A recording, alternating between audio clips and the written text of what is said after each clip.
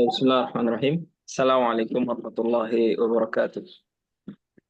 Waalaikumsalam warahmatullahi wabarakatuh. Sahbihi wa man tabi'ahum bi ihsanin ila yaumiddin amma ba'du.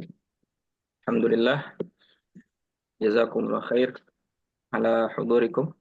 Terima kasih atas kehadiran semua para peserta yang kami hormati dan kami muliakan. Guru kita bersama Ustaz Aris Baswedan hafizahullah taala.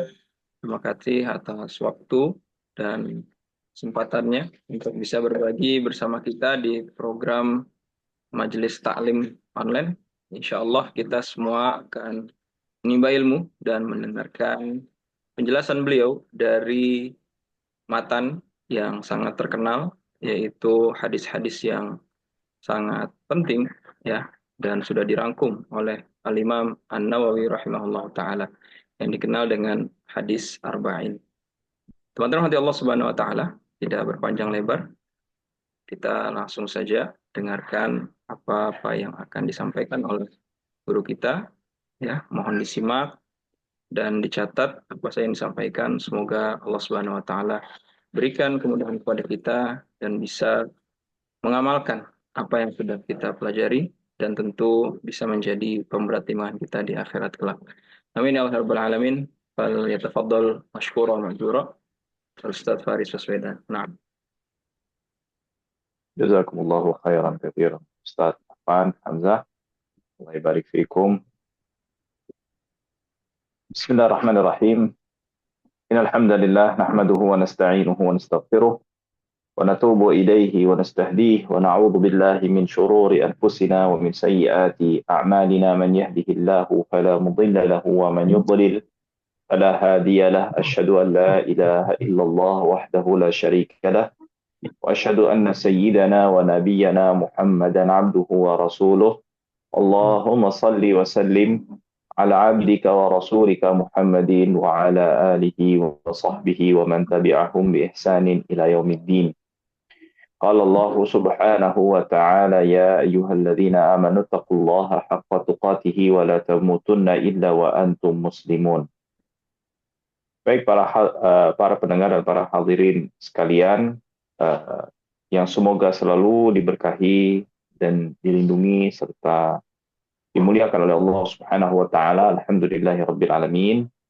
Kita bersyukur kehadirat Allah Subhanahu wa taala, kita bisa berkumpul lewat media aplikasi Zoom ini untuk sama-sama mengkaji satu kitab yang sudah tadi disampaikan oleh Al-Ustaz Al-Fadil Habib Afan Hamzah hafizahullahu taala, satu matan hadis yang dikumpulkan oleh Imam An-Nawawi rahimahullahu taala. Kitab ini memiliki kelebihan daripada kitab-kitab yang lainnya, walaupun para ulama memang sejak dahulu ya, jauh sebelum Imam An-Nawawi melakukan atau mengeluarkan karya yang semisal dengan Imam Nawawi dengan mengumpulkan 40 hadis, akan tetapi banyak dari mereka yang mengumpulkan dalam satu tema secara khusus. Akan tetapi berbeda dengan Al-Imam An-Nawawi rahimahullahu ta'ala, yang dimana hadis-hadis yang dikumpulkan oleh Imam An-Nawawi ini yang berjumlah secara tepatnya 42, ya, beliau mengatakan atau dikenal dengan Arba'un An-Nawawiyah ala uh, ala sabili darbil kasr, dengan menghilangkan al-kasr, yaitu jadi lebihan daripada bilangan genapnya 4 atau maaf 40, 50 dan seterusnya. Nah, Al-Imam An-Nawawi rahimahullah, kelebihan daripada kitab ini adalah di mana beliau mengumpulkan hadis-hadis yang menjadi fondasi dasar-dasar di dalam agama Islam dalam setiap pembahasan atau tema yang diatur di dalam agama Islam, baik dari sisi ibadah, ubudiyah, baik sisi muamalatnya, baik dari sisi bagaimana kita berkaitan dengan hati kita kepada Allah Subhanahu wa taala, bagaimana adab kita mencari rezeki. Semua itu dibahas atau dimasukkan oleh Imam Nawawi, hadis-hadis yang berkaitan dengan semua hal tersebut, ya, dasar-dasarnya dimasukkan dan dicantumkan atau dikumpulkan oleh Al-Imam An-Nawawi rahimahullahu ta'ala di dalam kitab ini.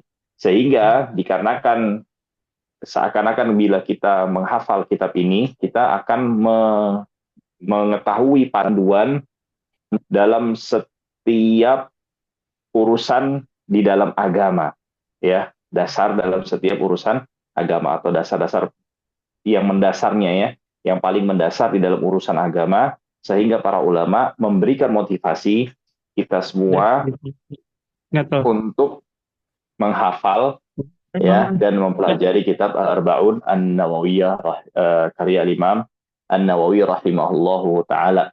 Dan kitab ini sebagaimana tadi sudah disampaikan memiliki, ya, kelebihan sehingga menjadi pusat perhatian, ya, dan konsentrasi ulama di dalam mensyarah kitab ini.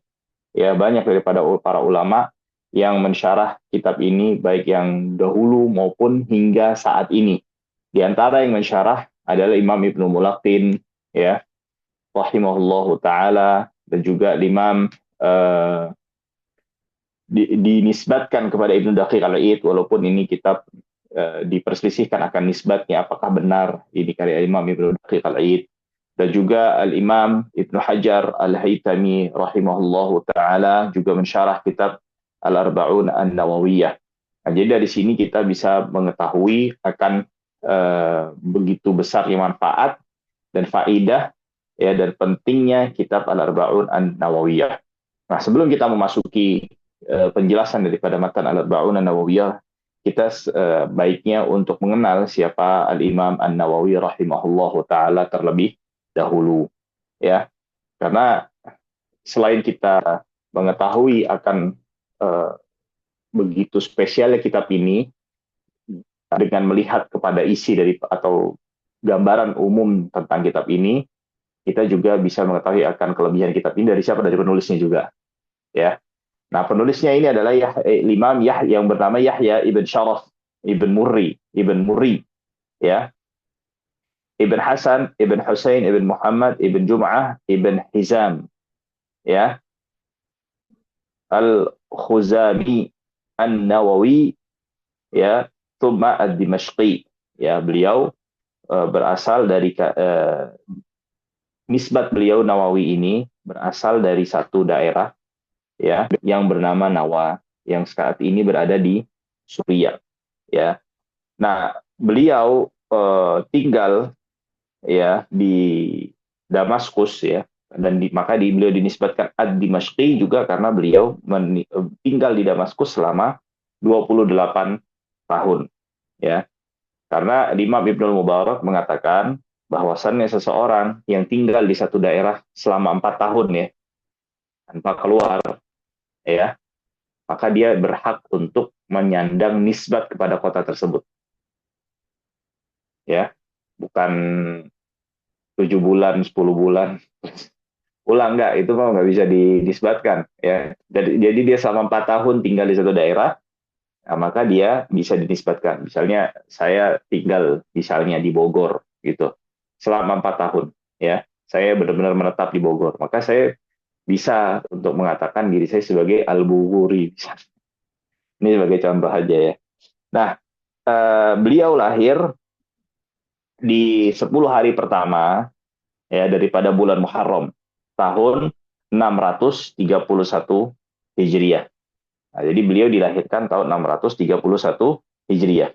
Nah, beliau rahimahullahu taala ini dari sejak kecil sudah menunjukkan akan penjagaan Allah Subhanahu wa taala. Jadi beliau ini bisa menjadi seorang imam ini bukanlah secara tiba-tiba, akan tetapi melalui sebuah proses yang sudah terlihat semenjak beliau masih kecil. Disebutkan dalam sebuah riwayat yang menjelaskan tentang biografi beliau, disebutkan pada umur 7 tahun, ya, pada malam 27 di bulan Ramadan, Allah Subhanahu wa taala memberikan kasyaf pada beliau untuk melihat Lailatul Qadar, yang dimana beliau diperlihatkan oleh Allah Subhanahu wa taala, ya, akan cahaya yang memenuhi ruangan di mana beliau dan keluarganya berada di dalam ruangan tersebut. Nah, Tentu ini termasuk bagian daripada karomah yang Allah Subhanahu wa taala berikan kepada hambanya yang Allah tabaraka wa taala cintai. Ya, maka dari itu kalau kita melihat dalam kitab-kitab hadis atau kitab-kitab fikih di antara adab dalam masalah iktikaf ya, adalah bagi siapa saja yang dikasyafkan oleh Allah Subhanahu wa taala Lailatul Qadar dengan diperlihatkan pada Allah tanda seperti cahaya dan seterusnya, ya, yang dimana orang tidak melihatnya, disukai untuk tidak mengabarkan kepada orang-orang, ya. Maka itu bisa dilihat ada di kitab-kitab fikih, kitab-kitab hadis ada seperti itu. Nah, maka dari itu bukan itu Imam Nawawi dikarenakan masih mudanya beliau, ketika itu umur 7 tahun Allah berikan kemuliaan dengan diperlihatkan Lailatul Qadar pada dirinya, beliau justru ngasih tahu orang tuanya dan memberitahukan kepada keluarganya, kan tapi keluarganya tidak ada satupun yang melihatnya dikarenakan ini memang satu hal yang hanya Allah Subhanahu wa taala berikan kepada Al-Imam An-Nawawi atau diperlihatkan kepada Al-Imam An-Nawawi. Dan juga di antara tanda yang menunjukkan akan penjagaan Allah Subhanahu wa taala kepada beliau rahimahullahu taala ketika beliau umur 10 tahun. Disebutkan ada satu syekh yang bernama Syekh Yasin ibn Yusuf al-Marrakushi yang berasal dari Marrakush di Maroko saat ini, yang dimana termasuk beliau orang soleh, ya. Beliau saat itu lewat di daerah tempat tinggal Imam An-Nawawi, dan beliau menyaksikan satu pemandangan di mana saat itu Imam Nawawi ketika umur 10 tahun, teman-teman kawan-kawan sepermainannya memaksa beliau untuk bermain, ya, untuk bermain. Tapi justru beliau lari menghindar, menjauhi teman-temannya, nggak mau dia main, ya. Kalau kita kira-kira gimana tuh? Justru maksa orang tua kita untuk jangan belajar, Jangan main. untuk mau main, nyari teman gitu kan. Nah, pertanyaannya ini menghindari kan mau ngapain Imam Nawawi? Bisa jadi memang mau main sama yang lain. Enggak. Tapi beliau justru menghindar karena ingin fokus membaca Al-Quran dan menghafal Al-Quran. Allah. Ya. Jadi ingin fokus untuk membaca Al-Quran dan menghafal Al-Quran. Maka dari itu, Syekh Yasin bin Yusuf ini ketika melihat pemandangan ini, lantas membawa Imam Nawawi, menanyakan gimana orang tuamu, ya. Lalu beliau membawa Imam An-Nawawi meminta untuk bertemu kepada kedua orang tuanya. Namun didapatkan Imam Nawawi ketika di rumah justru dipaksa oleh orang tuanya untuk apa? Untuk bekerja menjaga toko, ya, menjaga toko. Lalu beliau mengatakan si Syekh Yasin bin Yusuf ini, hadza sabiyyu yurja an yakuna a'lama ahli zamanihi wa azhadahum. Ya, anak ini diharapkan nanti akan menjadi orang yang paling alim di kemudian hari, ya, dan orang yang paling zuhud di masa yang akan datang. Wa yantafi'an nasu bihi, dan manusia, orang-orang akan mengambil manfaat daripada anak ini. Orang tua Imam Nawawi ketika mendengar hal tersebut bertanya kepada Syekh Yasin bin Yusuf, amunajjimun anta, apakah engkau seorang peramal? Begitu. Qultu la, bukan, saya bukan peramal, katanya. Wa innama antaqani Allahu alladhi antaqa kulla syai'in bidzalik. Akan tapi Allah lah yang menjadikan saya mengucapkan hal ini. Ya, tentu ilham di sini juga diambil daripada apa? Daripada pemandangan yang Syekh Yasin lihat daripada kondisi Imam Nawawi yang ketika itu enggan untuk bermain bersama teman-temannya, justru lebih memilih untuk apa? Untuk fokus membaca Al-Quran dan menghafal Al-Quran. Nah, Imam An-Nawawi menyampaikan, falamma kana umri tis'a asyrata sanah, ketika umurku 19 tahun, qadima bi walidi ila Dimashq sana 49. Nah, ketika umur saya 19 tahun, artinya pada tahun 49 Hijriah, 649 Hijriah, ya, saya diajak oleh orang tua saya untuk menuju Damaskus, ya. dan saya tinggal di satu madrasah yang namanya Madrasah Rawahiyah. Ya, Madrasah Rawahiyah. Nah, Madrasah Rawahiyah ini adalah madrasah yang dibangun oleh saudagar yang kaya, ya, yang dimana dia mewakafkan satu bangunan dan juga usahanya sebagai bentuk pemasukan biaya yang dibutuhkan oleh madrasah tersebut. Nah, Imam Nawawi ini juga tinggal di madrasah tersebut. Nah, ini menjadi pelajaran bagi orang yang punya kelapangan uang, ya. Kalau bisa jangan jangan apa namanya ketika beramal soleh atau berwakaf, jangan hanya wakafnya itu sifatnya bangunan masjid saja. Tapi kalau bisa wakafnya lebih produktif lagi, yang dimana di situ bisanya masjid plus ada tempat belajarnya, ya.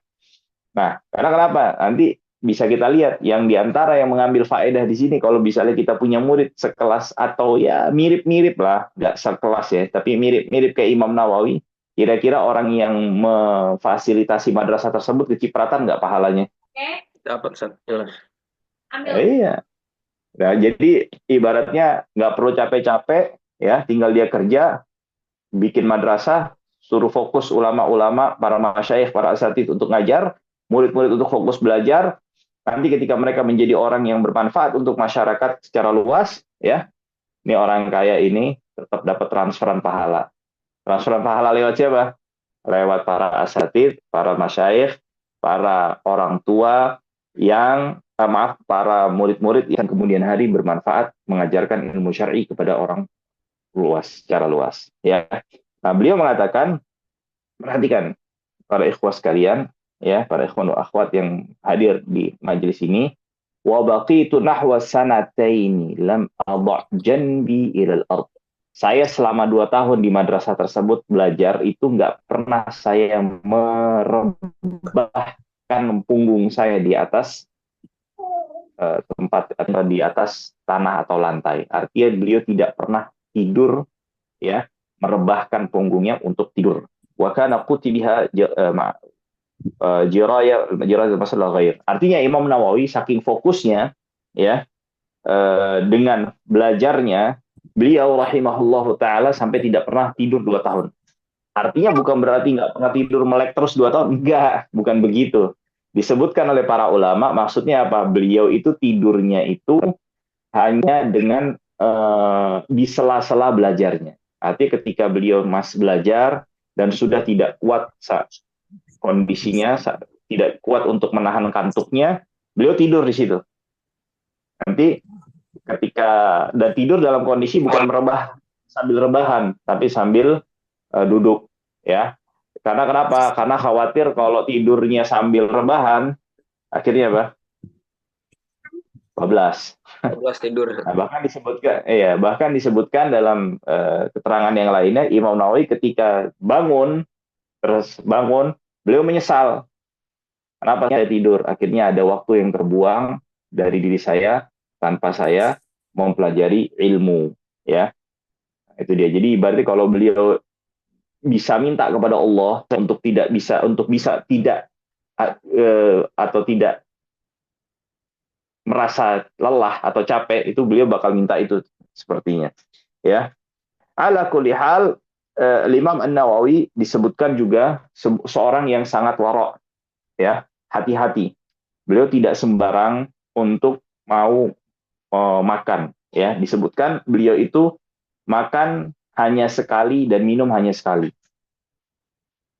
setiap harinya. Kenapa? Karena khawatir kalau terlalu banyak minum, nanti apa? Sering mandi, buang air, ya. Nah, disebutkan seperti itu. Dan juga disebutkan beliau itu tidak mau makan buah-buahan anggur yang berasal dari Damaskus. Karena kenapa? Beliau mengetahui secara pasti bahwasannya di Damaskus itu ada tanah wakaf yang dirampas oleh pemimpin saat itu dan dialihfungsikan menjadi kebun anggur. Nah, beliau secara pasti tahunya, ya. Dan beliau khawatir, ya, jadi tahu ada kebun anggur yang asalnya itu tanah wakaf yang peruntukannya bukan untuk kebun anggur, dabli atau kebun buah untuk perkebunan, Lalu Imam Nawawi karena mengetahui hal itu secara pasti, beliau khawatir buah-buahan yang ada di Damaskus itu berasal dari perkebunan tersebut. Akhirnya beliau meninggalkan sama sekali untuk memakan buah yang beredar atau yang diperdagangkan di kota Damaskus. Perhatikan itu. Ini benar-benar menunjukkan akan apa? Akan kewaraan beliau. Nah, juga disebutkan beliau ini ya ketika masa belajarnya dalam satu hari menghadiri 12 pelajaran.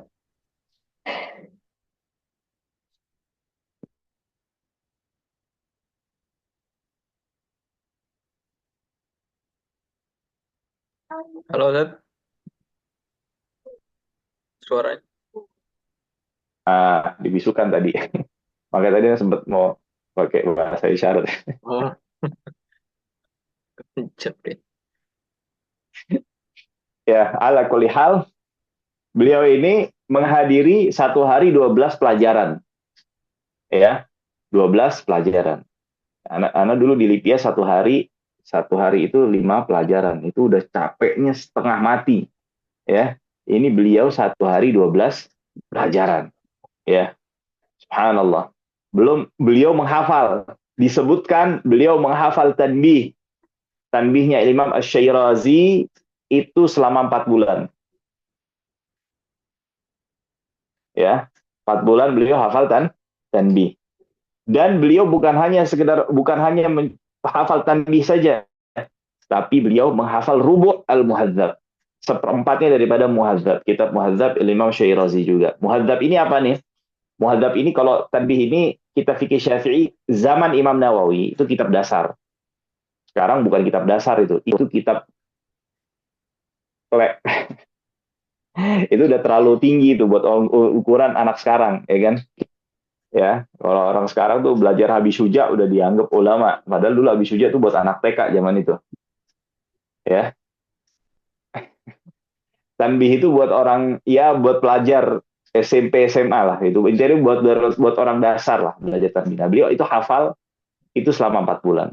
Nah, muhadzab ini kitab level tingginya yang di tanbih itu masih fikih Syafi'i biasa saja.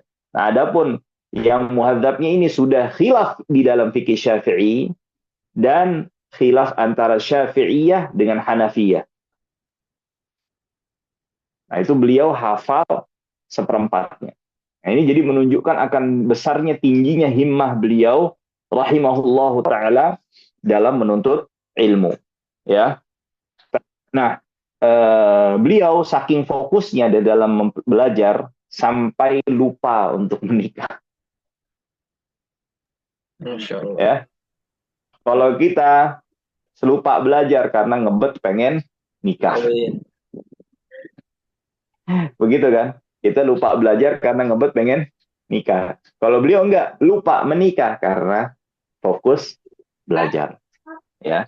Nah, beliau ini rahimahullahu taala meninggalkan banyak karya. Allah, karya beliau itu di dalam lughah ada, di dalam tarajimus sahabah ada, tarajim fuqaha syafi'iyah ada. Ini Anda nggak nyebutin tema-tema yang biasanya Imam Nawawi populer. Imam Nawawi kan populer dalam bidang fikih, bidang hadis, ya. Nah, lihat, dalam bidang lughah ada, dalam bidang tarajim, biografi para sahabat ada, tarajim biografi daripada para ulama mazhab Syafi'i ada. Tetapi yang ini tidak sampai selesai beliau, ya. Nah, dia juga beliau punya karya di dalam fikih nggak usah ditanya. Masya Allah tabarakallah yang menjadi rujukan di dalam madhab Asy-Syafi'i.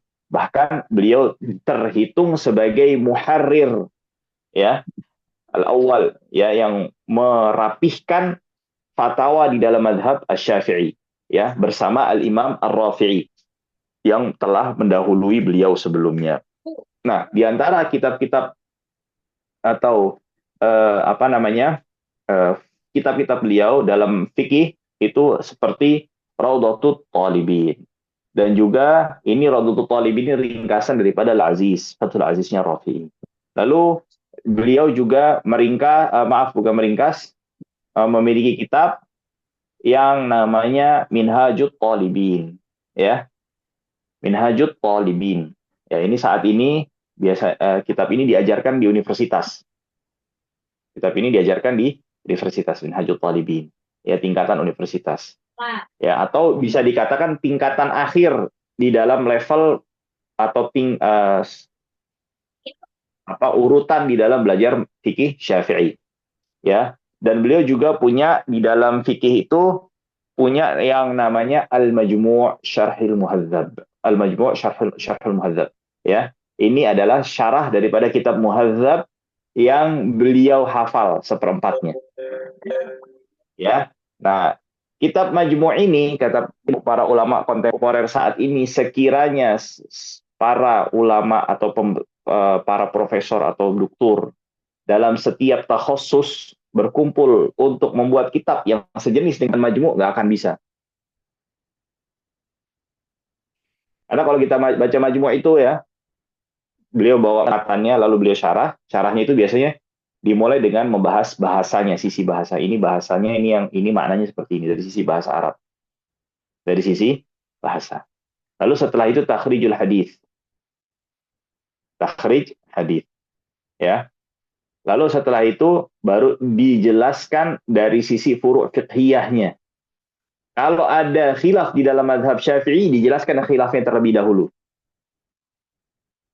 Ya, berserta dengan dalil-dalilnya dan riwayatnya disebutkan, ya. Nah, lalu setelah itu baru sampai kalau ada khilaf dengan mazhab yang lain, baru bukan hanya 4 mazhab loh, bukan hanya 4 mazhab, bahkan sampai mazhab salaf seperti Al-Hasan Al-Basri, Atha bin Abi Rabah dan seterusnya. Itu beliau bawakan semuanya, baru beliau bicarakan. Nah, dan ini beliau belum selesai. Kitab Qaddarullah sampai bab riba, ya. Allah Subhanahu wa taala wafatkan beliau. Nah, beliau dalam bidang hadis punya syarah Sahih Muslim, syarah yang monumental, yang sampai mengalahkan syarah-syarah Muslim terdahulunya. Ya, alhamdulillah beliau selesaikan. Beliau punya permulaan syarah Sahih Al-Bukhari. Ya, bahkan sampai beliau mengatakan Sahih Bukhari ini saking besarnya faedah dalam Sahih Bukhari, kalau beliau mau bikin sampai ratusan jilid tanpa mengulang faedahnya beliau akan bikin. Tapi karena khawatir akan bisa menjadikan para penuntut ilmu ini langsung lemes ngelihat jilidnya yang beliau hasilkan itu, diringkas sama beliau. Tapi qadarullah belum sempat, baru 2 jilid aja beliau sudah wafat. Lalu Sunan Abi Daud, ini belum selesai, baru awal-awal beliau juga diwafatkan oleh Allah Subhanahu wa taala. Nah, beliau wafat ya pada hari Rabu, ya, tanggal 14 Rajab. 14 Rajab, sebelum Ana bacakan tahunnya, ya. Jadi ketika beliau mau wafat itu beliau melakukan ziarah keliling dulu, haji, lalu ke Baitul Maqdis, lalu pulang ke daerah atau ke kampung halamannya. Subhanallah, ada wabah taun. Nah, ini taun ini apa ya? Ini ada dokternya di sini. Insyaallah tahu nih. Apa yang wabah yang mewabah ketika penyakit menyebar dan menyerang bagian sisi kanan atau kiri samping daripada bagian tubuh, dan itu mematikan, dan beliau wafat ketika adanya taun di mana, di daerah kampung halaman beliau, dan beliau wafat tahun 676. Beliau 631 lahirnya, wafatnya 676, kurang lebih baru 45 tahun.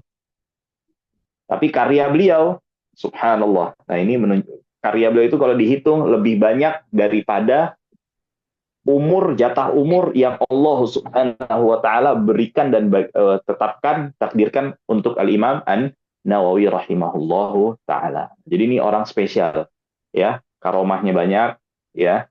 Kealiman, kewaraannya sudah nggak perlu ditanya, ibadahnya, ya. Kalau kita bicara ibadah Imam Nawawi nggak selesai-selesai nanti nih. Ya, disebutkan lagi juga, dan beliau diberikan keutamaan oleh Allah Subhanahu wa taala, di antaranya apa? Mati syahid, karena mati dalam kondisi di tengah Wabah. Iya. Baik, kita mulai memasuki hadis yang pertama. Baik, sebentar. Kalau ada yang mau bacakan hadisnya, dipersilahkan. Falyatafadhal. Silakan, kalau ada yang bersedia, langsung saja raise hand atau langsung dibuka mic-nya. Ada yang baca hadisnya, tafadhol. Silakan. Yang ada di layar, sudah terlihat di layar, Ustaz ya? Iya. Tafadhol. Bismillah. Nah, silakan.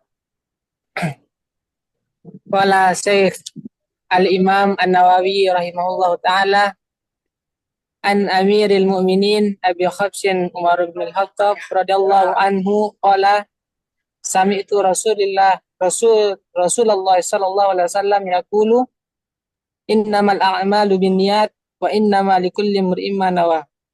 Faman kanat hijratuhu ila Allah wa rasulihi fa hijratuhu ila Allah wa rasulihi. Faman kanat hijratuhu lidunya yusibuha aw imra'atin yankihuha fa hijratuhu ila ma hajara ilaih. Khalasat. Baik. Barakallahu fikum. Baik, di sini Imam An-Nawawi rahimahullah taala membuka hadisnya. Yang hadis ini dikeluarkan Imam Al-Bukhari juga Imam Muslim. Dari jalan sahabat Amirul Mukminin Abi Hafsin Umar ibn Al-Khattab radhiyallahu taala anhu. Ya. Amirul Mukminin ini gelar yang diberikan atau yang disematkan atau dimiliki oleh sahabat yang mulia Umar ibn Al-Khattab. Beliau dikatakan oleh sebagian ulama yang pertama kali digelari Amirul Mukminin, ya, yang disebut sebagai Amirul Mukminin, ya. Berdasarkan salah satu riwayat yang dimana beliau mengatakan antumul mu'minuna wa ana amirukum. Kalian adalah kaum mukminin dan saya adalah pemimpin kalian. Ya. Nah, dan juga beliau termasuk orang yang disebut atau diberikan gelar atau gelar Amirul Mukminin ini sebagai pengganti daripada gelar Khalifatul Rasulillah sallallahu alaihi wasallam. Yang dimana itu adalah gelar yang diberikan kepada Sayyidina Abu Bakar As-Siddiq radhiyallahu taala anhu. Ya, karena kenapa kalau misalnya Umar bin Khattab kan khalifah itu artinya pengganti, ya, penerus, bisa dikatakan seperti itu, ya.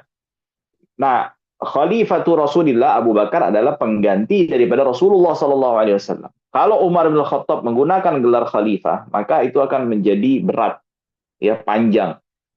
Akan menjadi khalifati Rasulullah sallallahu alaihi wasallam. Penggantinya Rasulullah sallallahu alaihi wasallam. Nah, untuk mempersingkat, maka beliau digelari dengan apa? Amirul Mukminin, ya. Nah, beliau Umar ibnul Khattab, Abu Hafs, ya, Abu Hafs. Hafs ini nama artinya adalah Al-Asad, singa, ya. Disebutkan dikarenakan keberanian dan besarnya kekuatan yang dimiliki Umar bin Khattab sampai beliau diberikan kunyah Abu Hafs, diberikan